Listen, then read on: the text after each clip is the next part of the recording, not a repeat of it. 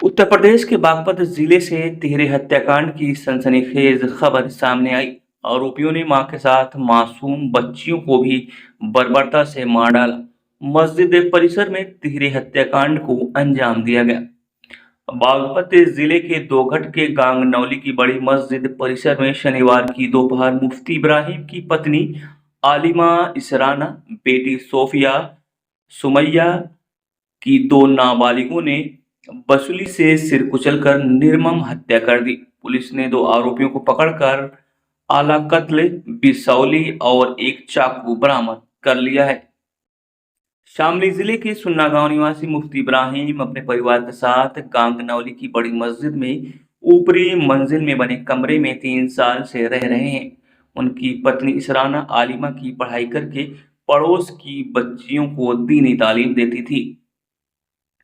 शनिवार दोपहर में 6 बच्चियां दीनी तालीम लेने के लिए मस्जिद में आई तो काफी देर तक आवाज लगाने पर दरवाजा नहीं खुला। वे सीढ़ी से चढ़कर छत पर गईं और दरवाजा खोला। कमरे में जाकर देखा तो इसराना, सोफिया और सुमैया के शव खून से लथपथ चारपाई पर पड़े दिखे। शव देखते ही बच्चियां चिल्लाते हुए मस्जिद से बाहर आ गई। भीड़ ने पुलिस के शव उठाने का विरोध किया। एसपी से नोकझोंक और एएसपी की गाड़ी को तोड़ने का प्रयास किया गया। मेरठ के डीआईजी कलानिधि नैथानी ने भी घटनास्थल पर पहुंचकर छानबीन की। एसपी सूरज कुमार राय के अनुसार आरोपियों ने बताया कि वे दोनों मस्जिद में दीनी तालीम लेते थे। उनको मुफ्ती इब्राहिम और कभी इसराना पढ़ाती थी। इब्राहिम उनको डांटने के साथ ही पिटाई कर देते थे, इसलिए गुस्से में परिवार को मारने की योजना बनाई।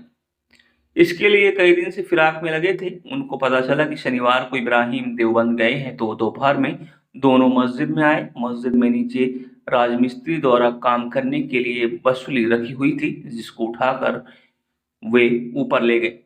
पहले इसराना पर वार किया और फिर बच्चियों पर वार कर दे। इस तरह तीनों की हत्या कर दी गई। हत्या करने के बाद गांव के पास ही घूमते रहे। दोनों आरोपियों को गिरफ्तार कर आला कत्ल वसूली और एक चाकू बरामद किया गया है। इसराना लोनी की रहने वाली थी और मुफ्ती इब्राहिम से उनका निकाह 7 साल पहले हुआ था। निकाह के बाद इब्राहिम कई साल तक इसराना के साथ लोनी की मस्जिद में रहे और 3 साल पहले यहाँ आए थे।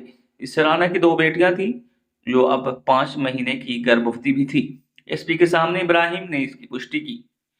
गांगनौली में तीनों की हत्या मस्जिद में ही पढ़ने वाले दो नाबालिग आरोपियों ने की है। दोनों को पकड़कर कत्ल करने में प्रयोग किए गए चाकू और बसुली बरामद कर ली गई है।